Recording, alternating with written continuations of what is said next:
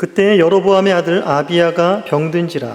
여로보암이 자기 아내에게 이르되 청하건대 일어나 변장하여 사람들이 그대가 여로보암의 아내임을 알지 못하게 하고 실로로 가라. 거기 선지자 아히야가 있나니 그는 이전에 내가 이 백성의 왕이 될 것을 내게 말한 사람이니라. 그대의 손에 떡 10개와 과자와 꿀 한 병을 가지고 그에게로 가라. 그가 그대에게 이 아이가 어떻게 될지를 알게 하리라. 여로보암의 아내가 그대로 하여 일어나 실로로 가서 아히야의 집에 이르니 아히야는 나이가 많아 눈이 어두워 보지 못하더라. 여호와께서 아히야에게 이르시되 여로보암의 아내가 자기 아들이 병 들었으므로 내게 물으러 오나니 너는 이러이러하게 대답하라. 그가 들어올 때에 다른 사람인 채 함이니라. 하나님의 말씀입니다. 하나님께 감사합니다. 네, 우리는 이미 12장에서 여로보암이 하나님께서 주신 북이스라엘의 기업을 얼마나 죄악되게 온갖 우상이 넘치는 나라로 만들었는지를 보았습니다.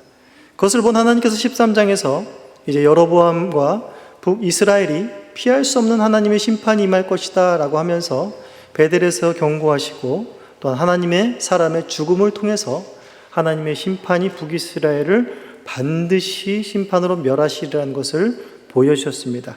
그렇다면 오늘 본문 14장에서는 이제 그 심판이 어떻게 임할 것인가 라는 것을 보여주면서 동시에 남유다 역시 하나님을 배반했을 때에 또 어떠한 심판을 받을 것인가 라는 것으로 오늘 본문의 이야기가 전개되고 있습니다. 먼저 1절부터 18절까지를 보시면 북이스라엘, 왕인 여로보암과 북이스라엘이 임할 심판이 어떤 것인가 라는 것이 나와 있습니다. 먼저 1절에 보시면 여로보암의 아들인 아비야가 병이 든 상황이 나왔습니다. 그래서 2, 3절에 이제 여로보암이 아내에게 선지자 아히야를 찾아가라 라고 말합니다. 아히야는 우리가 모두 다 잘 알고 있듯이 하나님께서 솔로몬의 범죄함으로 말미암아서 이제 여로보암에게 이스라엘의 10지파를 주고 거기에 주권자 왕으로 삼으셨음을 알린 선지자가 바로 아히야입니다.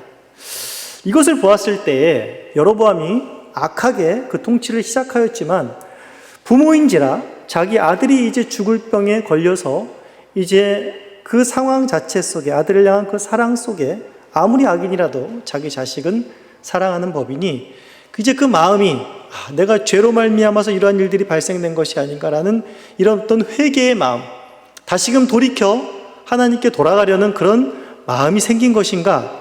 아히야에게 갔다면 하나님의 말씀을 제대로 듣고 또 하나님께 다시 자복하고 회개하는 심령이 생긴 것인가? 라고 생각할 수가 있습니다. 그러나 그러한 기대는 바로 저버리는 것이 무엇인가 하면 여로보암은 자신이 직접 가지도 않습니다. 그리고 또한 자기 아내를 보냈는데 자기 아내를 어떻게 보냈다고 말합니까? 변장했다고 말합니다. 왜 변장했습니까? 자기 아내가 여로보암의 아내임을 알지 못하게 하기 위함이었습니다. 즉 자신은 아이가 자기의 사랑하는 아들이 병이 들었지만 이것으로 인하여서 하나님께 나아갈 마음이 있다는 겁니까? 없다는 겁니까? 하나님께 나아갈 마음은 아직 추호도 없다라는 것입니다. 다만 자신이 이렇게 북이스라엘의 지도자가 왕이 될 것을 예언한 아히야 선지자의 그 말이 맞기 때문에 그 선지자의 말대로 뜻이 이루어졌기 때문에 아히야에게 가면 그가 또 정확히 맞출 것이다. 이 아이가 어떻게 될 것인지 맞출 것이다. 라고 하면서 그저 여로보암은 용한 점쟁이에게 찾아가게 한 것입니다. 하나님께 찾아갈 마음은 추호도 없었고 더군다나 하나님 앞에 회개하거나 자복할 마음은 전혀 없었다라는 것을 여기서 보여줍니다. 그런데 이제 4절에서 5절을 보시면 아시겠지만 여로보암의 아내가 실로에 있는 아히야에게 다가갑니다. 그러나 변장하여 간 것이 얼마나 허망한 것인가를 얼마나 허망한 짓이었는가를 대번 보여줍니다. 4절에 보시면 아히야는 나이가 많아 눈이 어두워 보지를 못했다라고 말합니다. 굳이 변장하고 가지 않았어도 그가 여로보암의 아내인지 누구인지 아히야에게는 대번에 볼 수 있는 그런 눈이 없었습니다. 그런데 중요한 것은 무엇인가 하면 아히야에게는 육신의 눈은 없었지만 그 하나님께서 지시하여 줌으로 말미암아 영의 눈은 누구보다도 밝았다는 사실을 여로보암과 그의 아내는 전혀 캐치하지 못하는 것입니다. 즉 아이야의 여로보암의 큰 착각은 무엇이었냐 하면 하나님의 눈은 절대 속일 수가 없다라는 것을 여로보암과 그의 아내는 절대 알지 못했다라는 것입니다. 바로 여기서 육체적으로는 아이야의 눈이 시들었고 아이야의 눈이 거의 소경처럼 사물을 분간하지 못하는 그런 상황 가운데 있었지만은 눈이 잘 보이고 세상살이 판단에 빠른 여로보암과 그의 아내는 도리어 영적으로는 아이야보다 훨씬 더 소경이었다라는 것을 볼 수가 있습니다. 즉 진정한 소경이 누구냐? 진정으로 볼 수 없는 자가 영적으로 소경이 누구냐라는 걸 봤을 때는 바로 여로보암과 그의 아내라는 사실을 이 장면 속에서 단적으로 드러내고 있습니다. 살아계신 하나님의 눈을 전혀 의식하지 못한 것이죠. 하나님께서는 이미 그 여로보암에게 아이의 그 병을 앓음으로 인해서 죽음의 상황 가운데 있는 것으로 인해서 여로보암이 먼저 아이야에게 다가오기 전에 하나님께서는 진노의 몽둥이를 들고 먼저 하나님께서는 여로보암을 찾아가고 계셨다라는 것입니다. 이런 것에 대하여서 여로보암은 전혀 알지 못했고 이제 아이야 선지자가 그것에 대하여서 말하여 주는 장면이 6절부터 나오게 됩니다. 자, 6절부터 보시면 이제 아이야는 너무나 흉한 소식, 재앙의 소식, 멸망의 소식을 여로보암에게 아내에게 말을 합니다. 6절부터 9절까지는 무슨 내용이냐 하면 하나님께서 너에게 얼마나 큰 은혜를 베푸셨느냐, 여로보암아 다시 한번 생각하게 합니다. 하나님이 너를 이스라엘의 10집 하나 주었고 이스라엘의 주권자로 삼았는데 네가 어떻게 하나님 앞에 그럴 수가 있는가라는 것을 이야기합니다. 9절에 보시면 내 이전 사람들보다 너는 더 악을 행했다라고 말하고 있습니다. 그러면서 우상을 만들었고 하나님을 노엽게 했다라고 말하고 있습니다. 내 이전 사람보다 더 악을 행했다라고 말하는 것은 내 이전에 어떤 악한 이스라엘 조상들이나 어떤 한 개인적인 한 사람, 특정 사람과 비교하여 말한다기보다는 너 정말 유일무이하다라는 것을 말하고 있습니다. 너의 악이 정말 너가 이스라엘 악으로 물들게 한 것이 넌 참 시대에 기록될 만한 그런 인물이다 라고 하면서 너가 얼마나 악한 존재인지를 부각시키고 있다는 것입니다. 그러면서 9절 마지막에 이렇게 말합니다. 나를 내 등 뒤에 네가 버렸도다 라고 말하고 있습니다. 이 표현은 굉장히 경멸스럽고 수치스러운 것들을 버리는 그런 표현입니다. 이 예레미야 7장 15절에서 하나님께서 악한 죄인들을 몰아내치시는 장면 속에 바로 버렸다라는 이 표현이 동일한 표현입니다. 그러니까 하나님께서 죄악 덩어리들을 도저히 보지 못해서 그것들을 경멸하시면서 그것들을 내쳐버리는 이런 장면을, 이런 말이 바로 여기서 내 등 뒤에 버렸다라는 이 말입니다. 그런데 지금 누가 누굴 버렸다라고 말합니까? 여로보암이 하나님을 그렇게 버렸다라는 것입니다. 대단한 여로보암이지요. 여로보암은 12장에서도 마찬가지로 하나님 섬길 하나님을 왕으로 모실 마음이 없었습니다. 하나님이 주신 기업이지만 하나님을 내쳐버린 것입니다. 경멸하면서 죄악시 여로보암의 차원에서 보면서 죄악시 여기면서 말갛게 버려버렸다는 것입니다. 하나님의 이름이, 하나님의 영광이 얼마나 여로보암으로 인해서 큰 모욕을 당했는가라는 것을 단적으로 표현해주고 있습니다. 이러한 여로보암을 하나님께서 그냥 두실 수 없지요. 그러면서 이제 10절부터 18절까지에는 그에 대한 죄의 결과를 나타냅니다. 첫 번째로 10절에서 11절에 여로보암의 집안에 내려질 재앙을 말하고 있습니다. 너희 대를 끊어버리겠다라고 말합니다. 10절에 보시면 여로보암에 속한 사내는 이스라엘 가운데 매인자나 노인자나 다 끊어버리되 거름더미를 쓸어버림같이 말갛게 쓸어버릴 것이다 라고 말하고 있습니다. 여로보암의 자식부터 시작해가지고 그 가지고 있는 종들이나 자유자나 그의 대를 이을 만한 남자의 모든 대를 다 끊어버리겠다라고 하면서 너희 집안의 흔적조차 남지 않게 말갛게 쓸어버리겠다라는 것입니다. 그리고 죽은 다음에도 너는 수치를 면하지 못할 것이다 라는 표현으로서 바로 이렇게 표현합니다. 죽은 개가 먹고 공중의 새가 먹을 것이다 라고 말을 하고 있습니다. 너는 죽어서도 대접받지 못하고 제대로 왕의 묘실에 들어가지 못하고 너희들의 시체는 새가 뜯어먹고 짐승의 먹이가 되는 그러한 비참한 지경 가운데 이를 것이다라는 무서운 심판을 경고하십니다. 그러면서 이런 심판을 누가 행할 것인가 라고 봤을 때 14절에서 바로 하나님께서 한 왕을 일으키셔서 여로보암의 집안을 끊어버리겠다라고 말합니다. 여로보암의 왕조는 사실상 2대밖에 가지 못합니다. 여로보암과 나답에서 그 대는 끝나버립니다. 이 대를 끊어버리는 사람은 바로 북이스라엘의 2대 왕인 바아사라는 왕입니다. 바아사를 하나님께서 심판의 칼로 쓰셔서 바로 여로보암의 집안을 말갛게 쓸어버리겠다는 예언이 여기 가운데 나오는 것입니다. 자, 그러면서 이제 15절에서 16절을 보시면 이는 여로보암의 집안뿐만이 아니라 여로보암이 통치하고 있는 10지파의 북이스라엘에게도 동일한 재앙이, 북이스라엘에게도 이러한 재앙이 미칠 것이다 라고 말하는 것입니다. 즉 북이스라엘이 죄악을 범했을 때에, 여로보암이 죄를 범했을 때에 여로보암과 그 집안만이 범한 것이 아니라 북이스라엘 전체가 죄악을 범했기 때문입니다. 즉 왕과 백성이 하나의 묶음으로 가고 있다는 사실을 보여주고 있습니다. 15절에서 16절 보시면 단적인 표현으로 어떻게 나오냐면 15절의 중반절에 보시면 너희들을 이 좋은 땅에서 뽑아 그들을 강 너머로 흩으시리라 라고 말하고 있습니다. 이 좋은 땅은 뭡니까? 하나님께서 약속하신 그 약속의 땅, 솔로몬 때 하나님의 나라를 이룬 이 가나안 땅, 이스라엘 땅에서 뽑아버리시겠다라는 것입니다. 그리고 강 너머로 보내겠다는 무슨 말입니까? 바로 유브라데 강이 있는 그것을 쫓아내겠다라는 말입니다.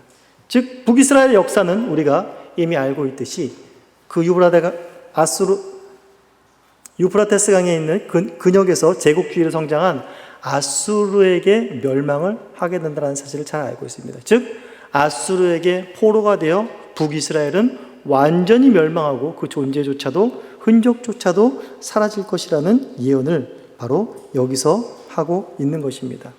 그런데 이러한 암흑천지인 북이스라엘 여로보암 집안에 한 줄기 빛이 있었는데 그것이 누군가 하면 바로 지금 죽어가고 있는 그 여로보암의 아들인 것입니다.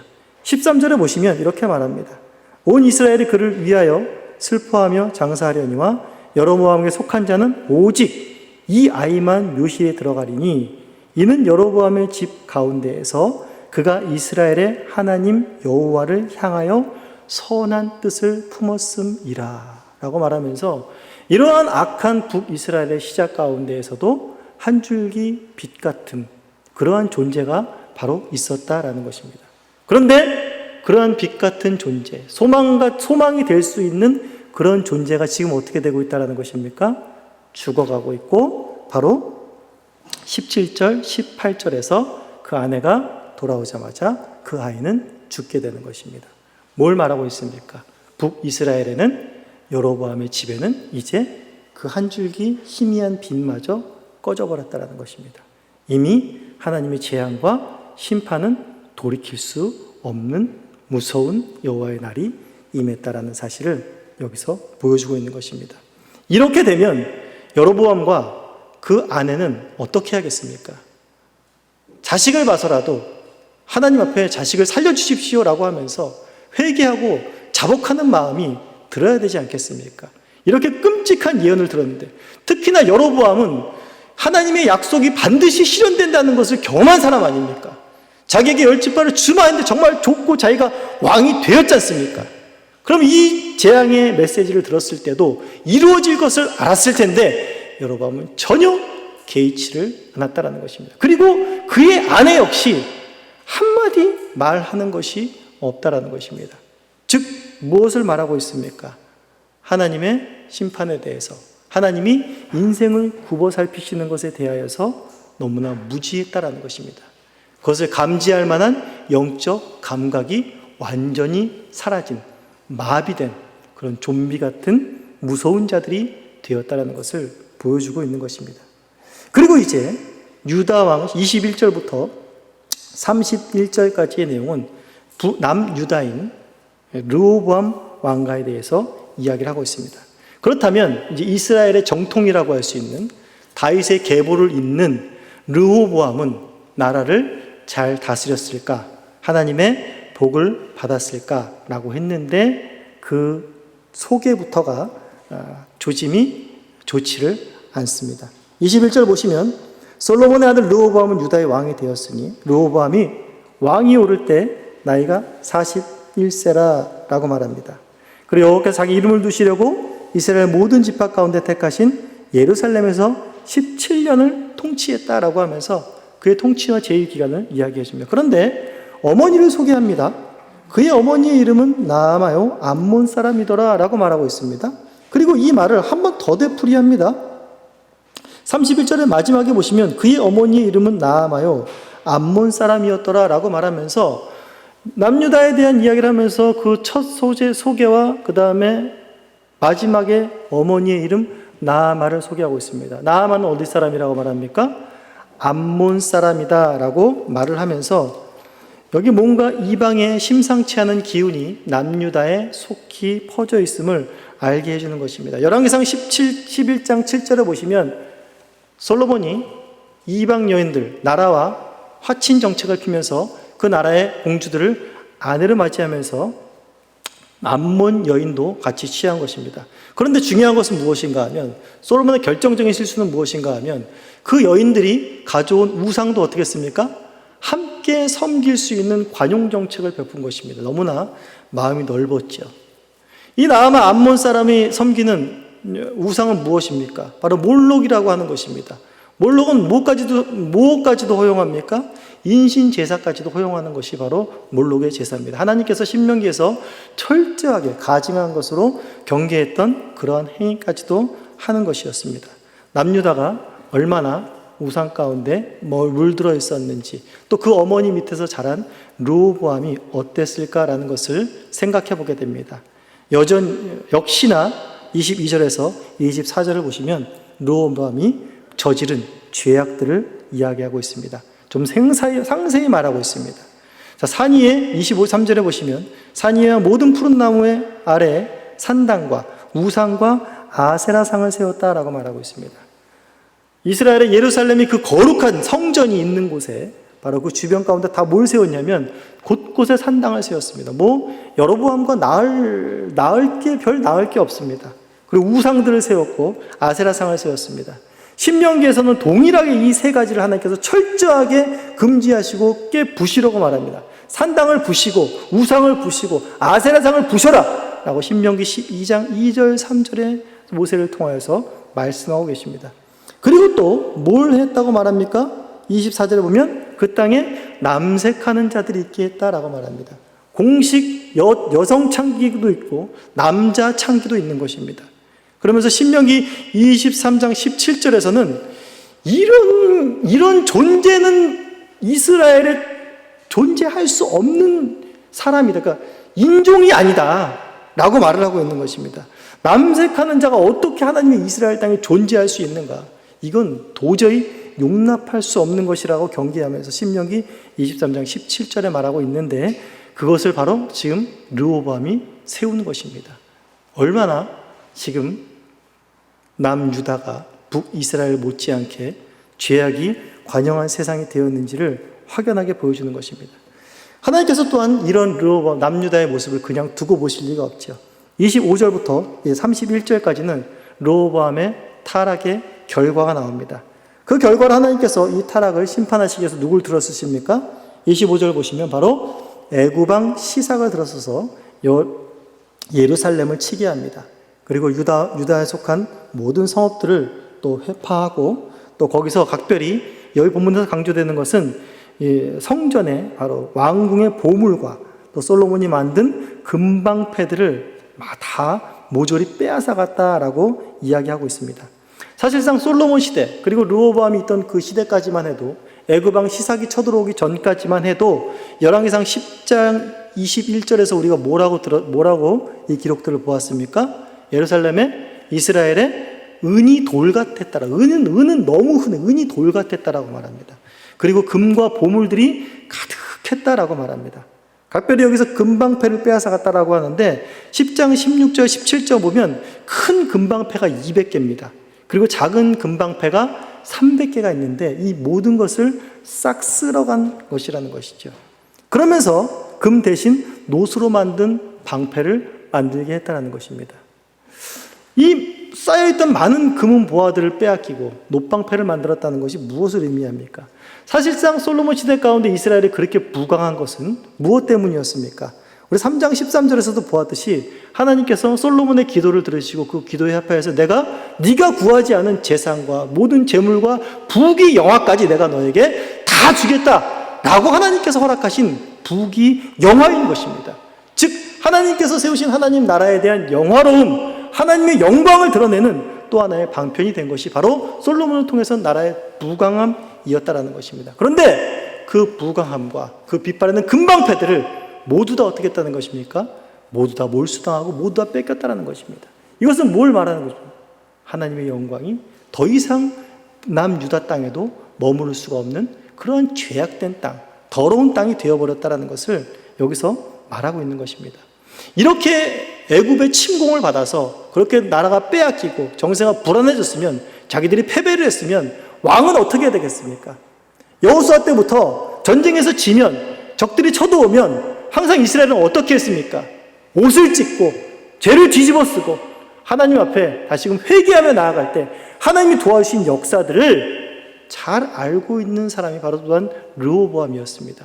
그러나 르호보암이 한 짓은 무엇입니까? 금방패 대신 놋방패를 만들었다는 것입니다. 하나님 앞에 나아가고 회개하고 자복하지 않고, 그래도 그나마 우리가 이 정도는 있었는데, 이 정도 아우라는 갖고 있었는데 그래도 좀 그 구색은 맞춰야겠다라고 하면서 놋방패를 만드는 것입니다. 얼마나 어리석은 모습입니까? 금으로 된 강력한 철문이 있었는데 그것이 외적의 침입을 받아서 금 문이 다 부셔지고 자기네 성읍이 다 약탈을 받은 것입니다.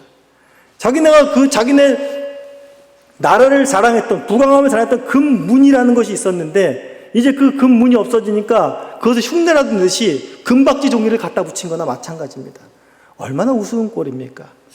얼마나 어리석은 짓인가라는 것이 단번에 나오고 있다는 것입니다. 그러면서 하는 말이 무엇인가 하면 이 30절에 르호보암과 여로보암 사이에 항상 전쟁이 있으니라 라고 말하고 있습니다. 처음에 북이스라엘의 여로보암의 10지파가 빼앗겼을 때 남유다가 그것을 찾으려고 전쟁하려고 하죠. 그런데 하나님께서 말리셨습니다. 그러나 하나님께서 말리셨을 때 그뿐 이제 계속해서 남쪽과 북쪽은 전쟁이 있는 것입니다. 남과 북의 긴장 상태 전쟁만 있는 것이 아니라 계속해서 외세의 침입도 들어오는 바로 전쟁의 시대가 된 것입니다. 나라가 세월이 지나다 보면 전쟁할 수도 있는 거지 라고 생각할 수 있지만 이스라엘에게 전쟁이 다시 임했다는 것은 무엇을 말합니까? 바로 우리 열왕기상 4장에 보시면 솔로몬의 통치가 임하고 그 결과가 어떠했다고 말하고 있습니까?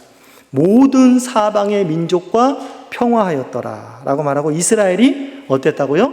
평안히 살았더라. 드디어 솔로몬 때에 하나님의 샬롬, 하나님의 나라가, 하나님의 안식이 임한 것입니다. 전쟁이 그친 것입니다. 그런데 이제 다시 무엇이 시작됐다고요? 다시 끊임없는 전쟁이 시작되었다라는 것입니다. 즉 뭘 말하고 있습니까? 이제 하나님이 주시는 평안을 도저히 누릴 만한 자격이 없는 자들, 결코 쉴 수 없는 자들, 전쟁과 비극 속에서 이제 날마다 살아가야 되는 그런 비참한 모습들을 보여주고 있다는 것입니다. 여기서 지금 북쪽과 남쪽이 하나님을 떠났을 때에, 하나님의 말씀을 저버렸을 때에 일어나는 이 심판의 패턴들을 보여줬는데, 이것은 지금 당장 여로보암과 르호보암에게 적용되는 것이 아니라 앞으로 쭉 남유다와 북이스라엘이 하나님을 떠났을 때에 적용되는 패턴인 것입니다. 자, 공통점이 있는데 어떤 공통점이 있냐면, 첫 번째로는 남과 북의 전쟁이 계속됩니다. 앞으로 왕조를 거듭할수록 뒤에 왕들이 남과 북의 전쟁이 계속됩니다. 물론 뒤에 이제 여호사밧과 아합이 나올 때에 그때 잠깐 평화를 이루는데 이 평화 역시 하나님이 원하시는 평화는 아닙니다. 계속해서 전쟁과 분열이 있게 되고, 그 다음에 두 번째로는 이방 민족의 침입과 약탈이 이제 계속됩니다. 그리고 세 번째로는 아까 우리가 봤듯이 좋은 땅에서 뽑혀 강 너머로 흩어지게 되는 역사가 바로 남유다와 북이스라엘의 역사입니다. 북이스라엘은 아수르에게 멸망하여 포로가 되고, 남유다는 그것보다 조금 더 가지만 남유다 역시 바벨론에 의해서 포로가 되어지는 그런 신세의 공통점을, 하나님의 심판의 패턴을 갖고 있습니다. 그런데 다른 점이 있습니다. 다른 점은 뭔가 하면 북이스라엘은 왕조가 지속되지 못합니다. 아까도 살펴봤지만 여로보암은 그 나답, 자식이 그 아들까지 그때까지밖에 못 가고 그 부하가 목을 쳐서 다른 왕조가 시작됩니다. 또 겨우 2대 1대 가고 길어봤자 4대 5대 갑니다. 그러면서 계속해서 왕조가 바뀝니다. 그러니까 어떻게 되는 겁니까? 남과 북의 전쟁이 있기도 전에 북쪽 안에는 굉장한 정치 싸움이 있다는 것입니다. 그러니까 왕이 오래 살기 힘든 때입니다. 그런데 남쪽은 어떻습니까? 남쪽은 물론 중간에 잠깐 아달랴라는 그 정말 정신 나간 그 여자가 잠깐 정권을 잡긴 하지만 계속해서 다윗의 후손들이, 솔로몬의 후손들이 왕조를 이어갑니다. 왜 이럴까요? 남녀는 좀 더 북이스라엘보다 잘했기 때문일까요? 천만의 말씀입니다. 다윗 언약 때문입니다. 하나님께서 다윗의 등불을 꺼트리지 않겠다라고 약속하셨기 때문에, 그 언약과 그 긍휼하심 때문에 남왕조는 그나마 그 왕조가 계속해서 유지되는 것을 볼 수가 있습니다. 우리가 이제 이 본문을 통해서 생각해 볼 것은 무엇인가 하면, 여로보암과 르호보암, 통일왕국이 끝나고 남과 북이 발린 이 초대 왕들 정말 악하다라고 생각할 수 있지만, 이 모습이, 이 패역함이, 이 영적인 소경의 눈이 바로 우리가 될 수 있다는 사실을 우리는 분명히 알아야 됩니다. 이들은 하나님을 모르는 이방인들이 아니었습니다. 이들은 어떤 사람들이었습니까? 하나님께서 하나님 나라를 세우시는 솔로몬의 북이 영화를 본 사람들입니다. 그리고 솔로몬의 성전이 건축되는 그 자리 가운데 또한 참여하고 하나님의 나라를 짓는, 하나님의 나라를 건설하는 데 있어서 열심과 땀과 힘을 보탰던 사람들이 바로 이 사람들이라는 것입니다. 그런데 이 사람들이 또한 한순간에 죄악에 빠짐으로 말미암아 하나님께서 너희 인생들을 굽어 살피신다라는, 하나님이 보신다는 것에 영적으로 무지하여지고 이제 세상 속에서 영적으로 무감각한 자 되어서 죄악을 살아가고 있다는 것, 이 영적 무지가 오늘날 우리에게도 동일하게 임할 수 있다는 사실을 우리는 분명히 아셔야 됩니다. 단적으로 보더라도 다윗이 어떻습니까? 다윗만 보더라도 우리는 놀랄 수밖에 없습니다. 다윗은 왕이 되기 전에 10년 이상을 사울에게 쫓겨다닙니다.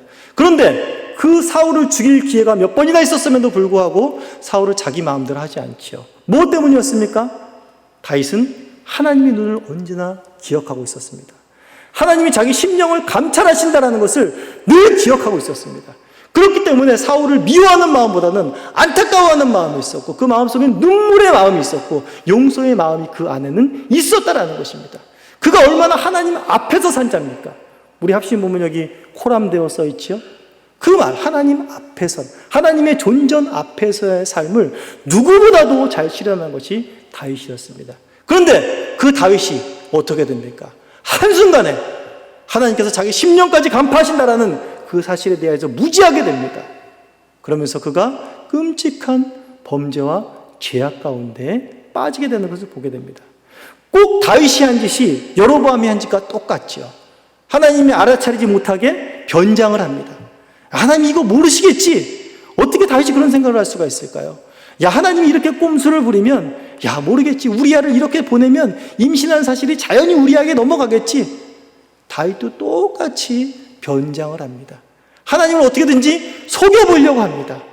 속일 수가 없는 줄 알면서 왜 그런 짓을 할까요? 바로 영적 무지에 빠지면 헤어나올 수가 없다라는 것입니다. 어떻게 보면 다윗도 여로보암도 동등하다, 도끼 객긴이라는 것입니다. 다른 점은 무엇이었을까요? 다른 점은 다윗은 돌이킬 수 있었다는 것입니다. 선지자 나단의 말을 듣고 자복하는 심령, 그 심령이 찢어지고 아파하고 하나님 앞에 다시 나아갈 수 있는 은혜가 그에게는 주어졌다는 것입니다. 그러나 그러한 메시지를 듣고도 르호보암은 결국 하나님 앞으로 돌아가고자 하는 마음이 없다라는 것입니다. 다윗의 진정한 복이 무엇입니까? 나라의 왕이 된 것입니까? 부귀 영화를 취한 것입니까? 아니죠. 그 심령을 하나님이 보고 계신다라는 것을 다시 깨닫게 된, 영적으로 다시 깨어나게 된, 이것이 바로 다윗의 가장 큰 복이었고, 또한 죽는 그 순간까지 하나님이 하시겠지, 하나님이 보시겠지 하면서 이후로도 자기를 반역하는 많은 이들에 대해서 하나님만을 바라보고 계십니다. 하나님이 다 보고 계신다 라는 것이 다윗이 말년까지 가졌던 그의 가장 큰 복이고, 하나님께서 여기서 왕들에게 네가 다윗과 같이 행하지 않냐? 라는 것은 결국에 뭘 말하는 겁니까? 다윗처럼 돌아오지 않을래? 라는 것을 말하고 있습니다.